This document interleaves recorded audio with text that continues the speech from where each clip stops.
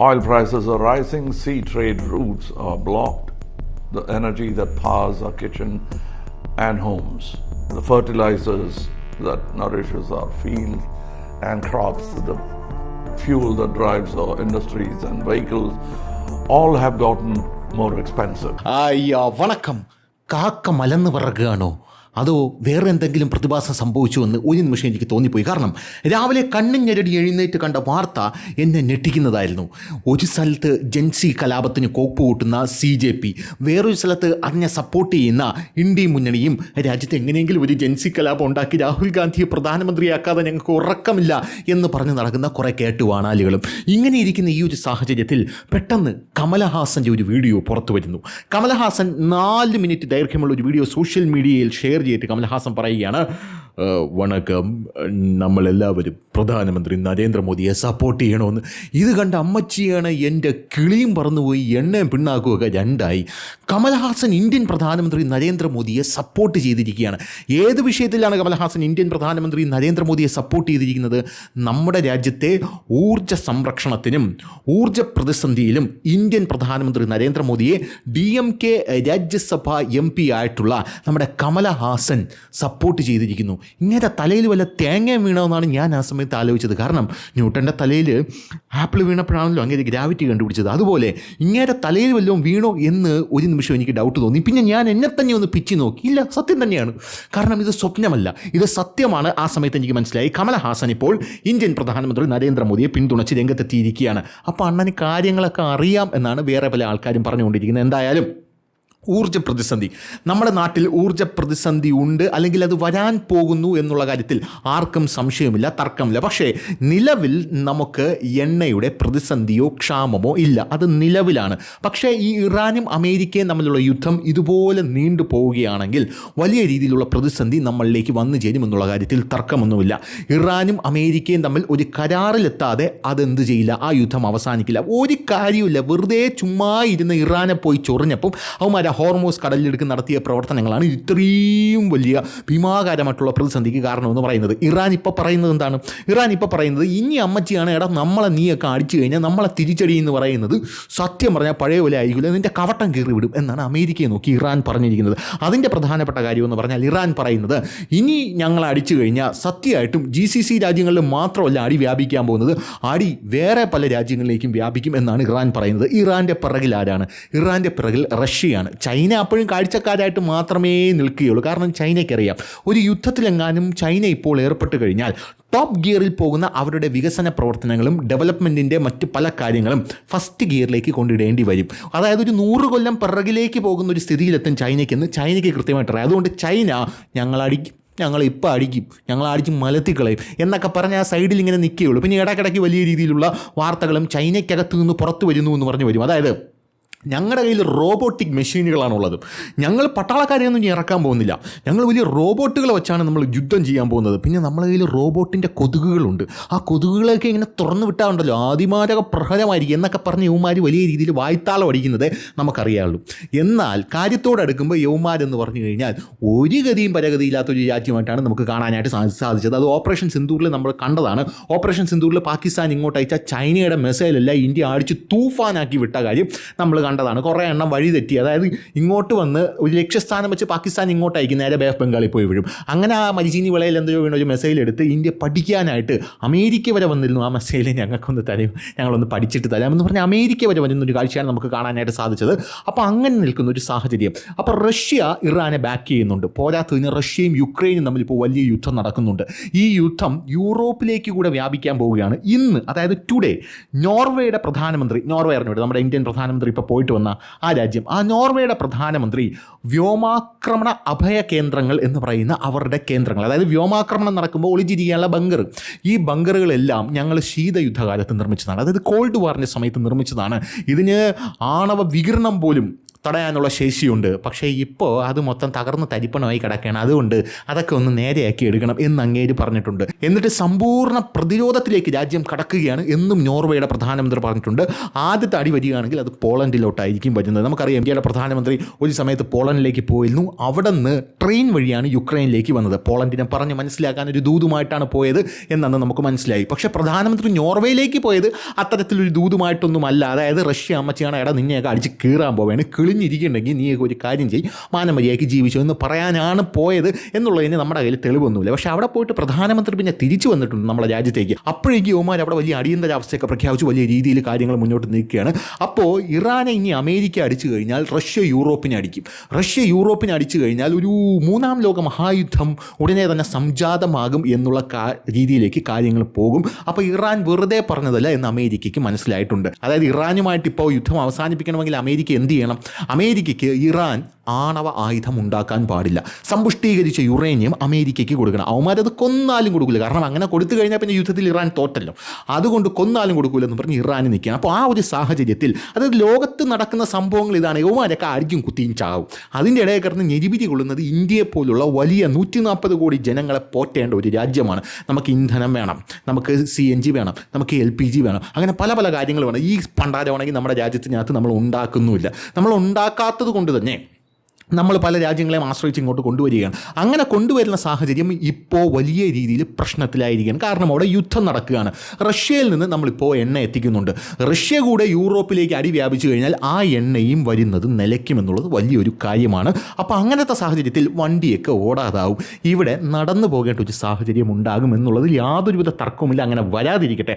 അപ്പോൾ അത് കൃത്യമായിട്ട് ഗ്ലോബൽ സർക്കംസ്റ്റാൻസസ് എല്ലാം ഇങ്ങനെ നിൽക്കുന്ന ഒരു സാഹചര്യത്തിൽ ഇന്ത്യക്കും ഒന്നും ചെയ്യാൻ പറ്റാത്ത സാഹചര്യമാണ്. അതുകൊണ്ട് സ്വാഭാവികമായിട്ടും എണ്ണ പ്രതിസന്ധി ഉണ്ടാകും. ആ എണ്ണ പ്രതിസന്ധി ഉണ്ടായി രാജ്യത്തെ ജനങ്ങളെല്ലാം കഷ്ടപ്പെടുന്നതിൻ്റെ ഇടയ്ക്ക് CJP എന്ന് പറഞ്ഞൊരു പാർട്ടി ഉണ്ടാക്കി ഇവിടെ ജൻസി കലാപം അഴിച്ചുവിടാനാണ് മറ്റവന്മാരുടെ സെറ്റപ്പ് എന്ന് പറയുന്നത്. പക്ഷേ കമൽഹാസൻ ഇപ്പോൾ വന്ന് കൃത്യമായിട്ടൊരു ആഹ്വാനം കൊടുത്തിട്ടുണ്ട്. കമൽഹാസൻ പറയുന്നത് രാജ്യത്തെ എണ്ണ പ്രതിസന്ധി അല്ലെങ്കിൽ ഊർജ്ജ പ്രതിസന്ധി ഇതിൽ നമ്മൾ ഇന്ത്യൻ പ്രധാനമന്ത്രി നരേന്ദ്രമോദിയെ ബാക്ക് ചെയ്യണമെന്നാണ്. കമൽഹാസൻ പറഞ്ഞാലും പറഞ്ഞില്ലെങ്കിലും ഇന്ത്യൻ പ്രധാനമന്ത്രിയെ നമ്മൾ ബാക്ക് ചെയ്യുമെന്നുള്ള കാര്യത്തിൽ യാതൊരുവിധ തർക്കവുമില്ല. പക്ഷേ കമൽഹാസൻ ഇപ്പോൾ ഇത് പറയാനായിട്ട് 4 മിനിറ്റ് വീഡിയോ ആണ് കമൽഹാസൻ പങ്കുവച്ചിരിക്കുന്നത്. അതിലെ ഡീറ്റെയിൽസിലേക്ക് ഞാൻ വരാം. കമൽഹാസൻ ഇത് പറയാനുള്ളൊരു കാര്യം എന്താണ്? കമൽഹാസൻ എന്ന് പറയുന്നത് DMKയുടെ രാജ്യസഭാ MP ആണ്. കമൽഹാസൻ്റെ മക്കൾ നീതി മയ്യം DMKയിൽ ലയിച്ചല്ലോ. അങ്ങനെ DMKയുടെ രാജ്യസഭാ MP ആയിരിക്കുന്ന കമൽഹാസൻ ഇപ്പോൾ വലിയ രീതിയിൽ DMKയുടെ ശത്രുവായി മാറിയിരിക്കുന്നത് തമിഴ്നാട്ടിൽ TVKയാണ്. തമിഴക വെട്രിക്കഴകം, അത് വിജയുടെ പാർട്ടിയാണ്. ഈ വിജയുടെ പാർട്ടിക്ക് പിന്തുണ കൊടുത്തതാരാണ്? വിജയുടെ പാർട്ടിക്ക് പിന്തുണ കൊടുത്തിരിക്കുന്നത് കോൺഗ്രസ് ആണ്. രാഹുൽ ഗാന്ധി ഓടിച്ചെന്ന് കെട്ടിപ്പിടിച്ച് ഉമ്മയും കൊടുത്ത് വിജയുടെ പാർട്ടിക്ക് പിന്തുണ കൊടുത്തു. ആ സമയത്ത് ഞാൻ ചെയ്തിരിക്കുന്ന വീഡിയോയിൽ ഞാനൊരു കാര്യം പറഞ്ഞിട്ടുണ്ട്. ഇത് ദൂരവ്യാപകമായിട്ടുള്ള പ്രത്യാഘാതം കേന്ദ്രത്തിൽ ഉണ്ടാക്കും. ഇനി നീ ഒന്നും ജന്മം ചെയ്താൽ രാഹുൽ ഗാന്ധി പ്രധാനമന്ത്രിയാകാത്ത രീതിയിൽ കാര്യങ്ങൾ പോകും. അല്ലെങ്കിലും ആവില്ല, ഇനിയിപ്പോൾ തീരെ ആവില്ല എന്നുള്ള രീതിയിലേക്ക് കാര്യങ്ങൾ പോകുമെന്ന് പറഞ്ഞിട്ടുണ്ട്. കാരണം കഴിഞ്ഞ ദിവസം ഉദയനിധി സ്റ്റാലിൻ അവിടെ ഒരു പ്രസംഗം നടത്തി. ആ പ്രസംഗത്തിൽ ഉദയനിധി സ്റ്റാലിൻ പറഞ്ഞൊരു കാര്യമുണ്ട്.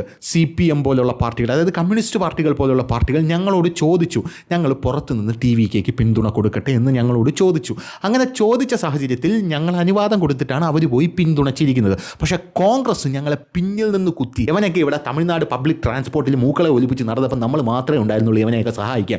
പക്ഷേ ഇവന്മാർക്ക് രാജ്യസഭാ MP കൊടുത്തത് നമ്മളെ കൂടെ നിന്നിട്ടാണ് ഇവന്മാർക്ക് ഒരു MLA സീറ്റെങ്കിലും അവിടെ ഉണ്ടായത് കോൺഗ്രസ്സിന്. അപ്പോൾ അങ്ങനെയുള്ള സാഹചര്യത്തിൽ നമ്മളെ പിന്നിൽ നിന്ന് കുത്തി ഇവന്മാരെ ബാക്ക് ചെയ്യാൻ ഞങ്ങൾ തയ്യാറല്ല എന്ന് പറഞ്ഞ് ഇന്ത്യ മുന്നണിയിൽ നിന്ന് ഞങ്ങൾ പുറത്തിറങ്ങുകയാണെന്ന് പറഞ്ഞ് നേരെ DMK എന്ത് ചെയ്തു? വലിയ രീതിയിലുള്ള പ്രതിഷേധം മുകളിൽ അറിയിച്ചു. പോരാത്തതിന് ഞങ്ങൾക്ക് ഇനി യുവമാരുടെ കൂടെ ഇരിക്കാൻ പറ്റില്ല, ഞങ്ങൾക്ക് സെപ്പറേറ്റ് സീറ്റ് വേണമെന്ന് പറഞ്ഞ് ഇന്ത്യ മുന്നണിയിൽ നിന്നും DMK വിട്ട് സെപ്പറേറ്റ് സീറ്റിലേക്ക് ഇരിക്കാനുള്ള കാര്യങ്ങളൊക്കെ തീരുമാനിച്ചെടുത്തു. DMK നരേന്ദ്രമോദി ഇങ്ങനെ വിളിച്ചാൽ DMK ഇപ്പോൾ NDAയിലേക്ക് വരാനായിട്ട് റെഡിയായി നിൽക്കുകയാണ് എന്നുള്ളതിൻ്റെ ഒരു വലിയ സൂചനയാണ് കമൽഹാസൻ ഇപ്പോൾ നൽകിയിരിക്കുന്നത് എന്നുള്ള കാര്യത്തിൽ യാതൊരുവിധ സംശയവും വേണ്ട. കാരണം NDAയും DMK, അതായത് DMK NDAയുടെ ഭാഗമായിട്ട് നിന്നിട്ടുണ്ട്. അതുകൊണ്ട് അവർക്ക് DMKയ്ക്ക് NDAയിലേക്ക് വരാൻ യാതൊരുവിധ പ്രശ്നവുമില്ല എന്നുള്ളത് മറ്റൊരു കാര്യം. പിന്നെ തമിഴ്നാട് ദ്രാവിഡ മണ്ണാണ്, ദ്രാവിഡന്മാരെ അവിടെ ജയിക്കൂ എന്നുള്ള ആ ഒരു ഓർത്തഡോക്സ് ആയിട്ടുള്ള ഒരു ചിന്താഗതിയെ പൊളിച്ചെഴുതിയ ഒരു തിരഞ്ഞെടുപ്പാണ് ഇപ്പോൾ വിജയ് എന്ന് പറയുന്നൊരു നടൻ വന്ന് അവിടെ നടത്തിയിരിക്കുന്നത്. കാരണം തമിഴ്നാട് ദ്രാവിഡ മണ്ണൊക്കെ തന്നെയാണ്. പക്ഷേ അവിടെ ഇങ്ങനെയുള്ള ആൾക്കാർ, അതായത് എക്കും പൊക്കും ഇല്ലാത്ത ആൾക്കാർക്കും അവിടെ ജയിക്കാനായിട്ട് പറ്റുമെന്ന് പറഞ്ഞുകൊണ്ടാണ് വിജയ് അവിടെ വലിയ തേരോട്ടം നടത്തിയിരിക്കുന്നത്. അപ്പോൾ ഈ ഒരു സാഹചര്യത്തിൽ കമൽഹാസൻ നമ്മുടെ നരേന്ദ്രമോദിയെ ബാക്ക് ചെയ്തിരിക്കുന്നതിൻ്റെ അർത്ഥമെന്ന് പറയുന്നത് ഞങ്ങൾ ചിലപ്പോൾ NDAയുടെ കൂടെ ഒരു സഖ്യമൊക്കെ ഉണ്ടാക്കാനുള്ളൊരു സാധ്യതയുണ്ട് കേട്ടോ. ഇത് കേട്ട് പഴം വിഴുങ്ങിയതുപോലെ അപ്പുറത്തൊരു വേട്ടാവളി ഇരിപ്പുണ്ട്. അവൻ്റെ പേരാണ് പ്രകാശ് രാജ്. അവ അവിടെ പഴം വിഴുങ്ങി ഇരിക്കുകയുള്ളൂ എന്നുള്ളത് മാത്രമേ എനിക്ക് പറയാനായിട്ടുള്ളൂ. എന്തായിരുന്നാലും കമലഹാസൻ ഇപ്പോൾ NDA സപ്പോർട്ട് ചെയ്ത് നിൽക്കുന്നത് ഒരു വലിയ സൂചനയാണ് എന്ന് മാത്രമാണ് പറയാനുള്ളത്. എന്ത് തന്നെയായാലും കമലഹാസൻ പറഞ്ഞ കാര്യങ്ങൾ എന്തൊക്കെയാണ് എന്ന് നമുക്ക് ഒന്ന് കേട്ടിട്ട് വരാം. 4 മിനിറ്റ് വീഡിയോ ആണ് കമലഹാസൻ പോസ്റ്റ് ചെയ്തിരിക്കുന്നത്. കമലഹാസൻ പോസ്റ്റ് ചെയ്ത വീഡിയോയിൽ അമേരിക്ക, ഇസ്രയേൽ, ഇറാൻ എന്നിവ ഉൾപ്പെടുന്ന സംഘർഷത്തിന്റെ ആഘാതം ഇന്ത്യയിലെ വീടുകളിലും കൃഷിയിടങ്ങളിലും വ്യവസായങ്ങളിലും ഗതാഗതത്തിലും അനുഭവപ്പെടുമെന്നും നടനും രാജ്യസഭാ എംപിയുമായിട്ടുള്ള കമലഹാസൻ പറഞ്ഞു. സംയമനം പാലിക്കാനും ഉത്തരവാദിത്തം പങ്കുവയ്ക്കാനുള്ള നിമിഷമാണിതെന്ന് കമലഹാസൻ പറഞ്ഞു. നേതാക്കൾ ഭാരം പങ്കിടണമെന്നും അദ്ദേഹം പറഞ്ഞു. ഇന്ന് ലാഭിക്കുന്ന ഓരോ യൂണിറ്റ് ഊർജ്ജവും നാളെ ഇന്ത്യയെ ശക്തിപ്പെടുത്തുമെന്നും ലാഭിക്കുന്ന ഓരോ തുള്ളി എണ്ണവും ദരിദ്ര ഇന്ത്യക്കാരെ പണപ്പെരുപ്പത്തിൽ നിന്ന് സംരക്ഷിക്കുമെന്നും കമലഹാസൻ കൂട്ടിച്ചേർത്തിട്ടുണ്ട്. പോരാത്തതിന് കഴിഞ്ഞ ദിവസം നരേന്ദ്രമോദിയുടെ നേതൃത്വത്തിലുള്ള NDA സർക്കാർ ഒരു സൂചന കൊടുത്തിട്ടുണ്ട്. എണ്ണവില ഇപ്പോൾ ഓരോ ദിവസവും കൂടുകയാണ്. പക്ഷേ 22 സംസ്ഥാനങ്ങളിൽ BJP ഭരിക്കുന്ന 22 സംസ്ഥാനങ്ങളിൽ നമ്മൾ എന്ത് ചെയ്യും? എണ്ണവിലയുടെ വാറ്റ് വേണ്ടാന്ന് വയ്ക്കും. അതായത് സംസ്ഥാനങ്ങളുടെ ടാക്സ് വേണ്ടാന്ന് വയ്ക്കും.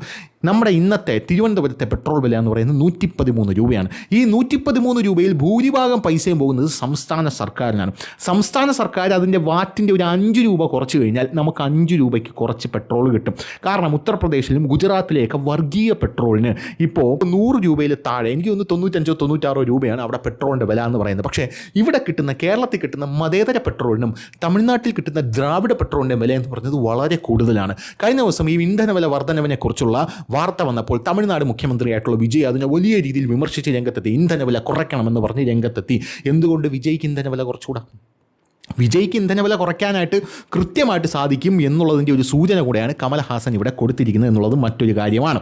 എന്തായാലും ഇറാൻ യുദ്ധത്തിൻ്റെ ആഘാതത്തിൽ വളരെയധികം ആശങ്കാകുലരായിട്ടുള്ള ഒരു ഇന്ത്യക്കാരൻ എന്ന നിലയിലാണ് ഞാൻ സംസാരിക്കുന്നതെന്നാണ് കമലഹാസൻ വീഡിയോയിൽ പറയുന്നത്. എണ്ണവില ഉയരുകയാണ്, കടൽ വ്യാപാര മാർഗ്ഗങ്ങൾ തടസ്സപ്പെട്ടിരിക്കുന്നു, നമ്മുടെ അടുക്കളയ്ക്കും വീടുകൾക്കും ശക്തി പകരുന്ന ഊർജ്ജം, നമ്മുടെ വയലുകളെയും വിളകളെയും വളപ്രയോഗം നടത്തി പോഷിപ്പിക്കുന്ന ഊർജ്ജം, നമ്മുടെ വ്യവസായങ്ങളെയും വാഹനങ്ങളെയും നയിക്കുന്ന ഇന്ധനം എന്നിവയെല്ലാം കൂടുതൽ വില ഉയർന്നുകൊണ്ടേയിരിക്കുന്നു. അന്താരാഷ്ട്ര തലത്തിൽ ഇതിനുള്ള വിശാലമായ പ്രതികരണത്തെക്കുറിച്ച് ചൂണ്ടിക്കാട്ടിയ അദ്ദേഹം 60-ലധികം രാജ്യങ്ങൾ ഇതിനകം തന്നെ ഊർജ്ജ സംരക്ഷണ നിയമങ്ങൾ കൊണ്ടുവന്നിട്ടുണ്ടെന്ന് പറഞ്ഞു.